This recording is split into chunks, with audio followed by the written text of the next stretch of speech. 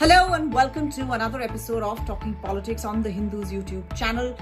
This is a show where we go behind the scenes on stories hitting the headlines in domestic politics. I'm Nisula Hebbar, the political editor of The Hindu and your host for this show. Now, the monsoon session ended last week, bookended by the surprise resignation of former Vice President Jagdeep Dhankar at the start of the session, in fact, the very first day of the session.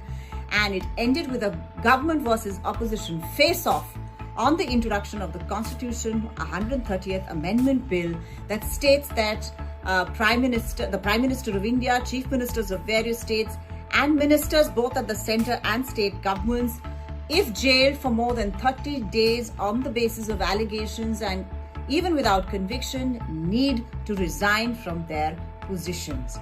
We will be looking at what the amendment is about and the politics around it.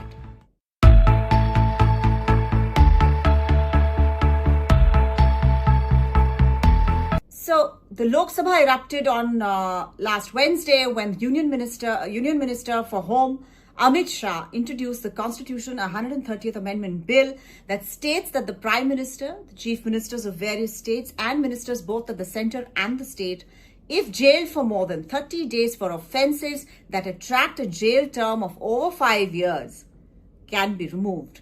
The opposition termed the legislation draconian and unconstitutional and alleged a plan by the ruling BJP to misuse central agencies to frame non-BJP chief ministers or ministers in those governments, put them in jail and destabilize state governments popularly elected via elections. And this was the reasoning behind the amendment. The government maintained, however, that the bill had been brought in to elevate the declining moral standards of public life and maintain integrity in politics. Now, the Constitution Amendment Bill aims to amend 3 articles of the Constitution of India: Articles 75, 164, and 239AA. It states that any minister, chief minister or prime minister who is arrested and is in custody for over 30 days after being accused of an offence, punishable by a jail term of 5 years or more, shall be removed from office. The bill's statements and objectives state that elected representatives represent hopes and aspirations of the people of India. It is expected that they rise above political interests and act only in the public interest and for the welfare of the people. It is expected that the character and conduct of ministers holding the office should be beyond any ray of suspicion.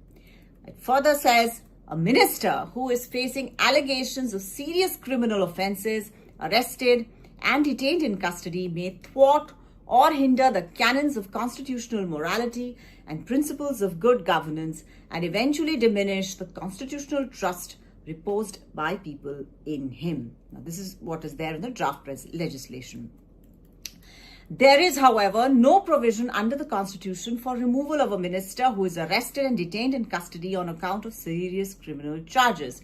It's ostensibly being said that the refusal of Aam Aadmi Party leader Arvind Kejriwal while he was Chief Minister of Delhi and after he was arrested to resign from that position, holding the position even while in jail, then the arrest and continuance in a ministerial position by Satyendra Jain and DMK's Senthil Balaji to quit their post after they had been arrested. In fact, Senthil Balaji had to be wrapped by the Supreme Court to do so, prompted this amendment. The opposition on its part, however, is pointing to the fact that Jain, who suffered incarceration without bail for over 2 years, and Kejriwal, who got conditional bail during the Lok Sabha polls, going straight back to jail, proves their point in opposing the bill.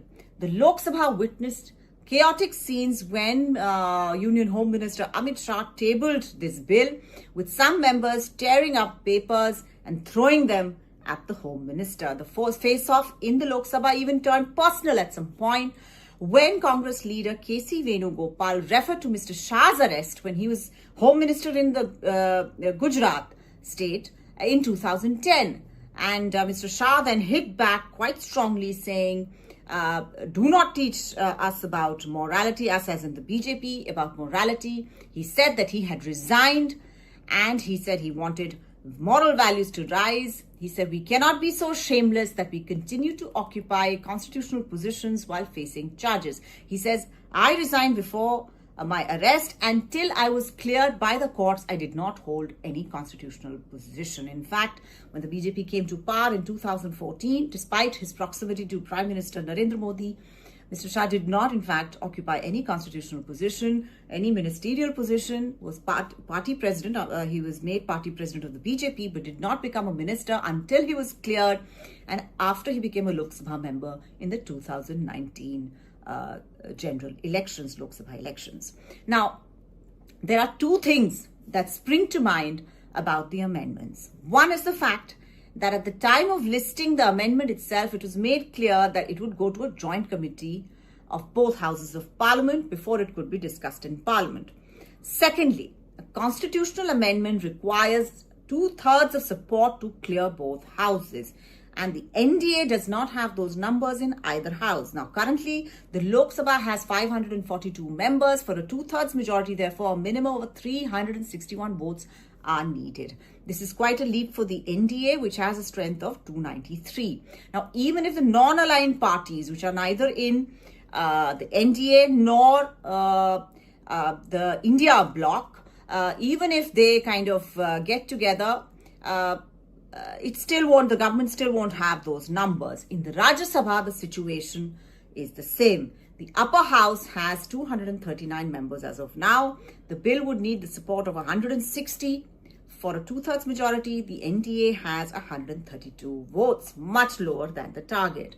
So, to clear this amendment, therefore, the government would need the opposition. The opposition is firmly against this bill. So, why would you want to push it now? Why expend political capital on something that you know is not either going to go through the House or it's going to be extremely difficult to push it through? You'll have to expend a lot of political capital, call in a lot of political IOUs and, all sorts of machinations would have to be done. Why would you want to do that at this moment for this bill? So, while government sources have said that while former Delhi CM's arrest and his refusal to quit had been the trigger for bringing in this bill, they did not bring such a legislation right after the Arvind Kejriwal episode because that would suggest a political motive. But with Delhi voting AAP out of power, the decks were clear for the introduction of the bill.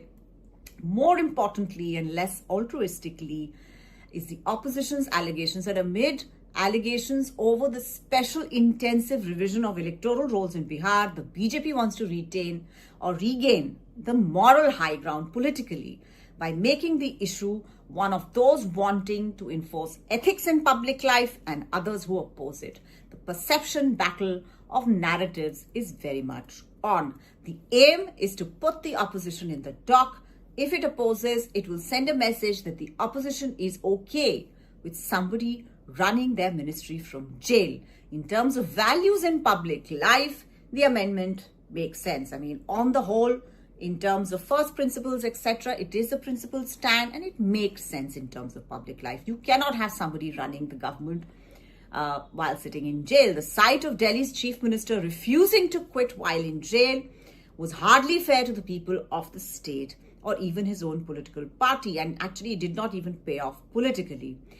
But the fear of enforcement and investigative agencies being used as a pawn in politics to destabilize governments is very real. There are about 10 to 15 opposition ministers of opposition ruled states across the country who have been caught up in cases by these investigations. They, of course, keep saying it's politically motivated. The government says that investigations are independent and have their own rhythm.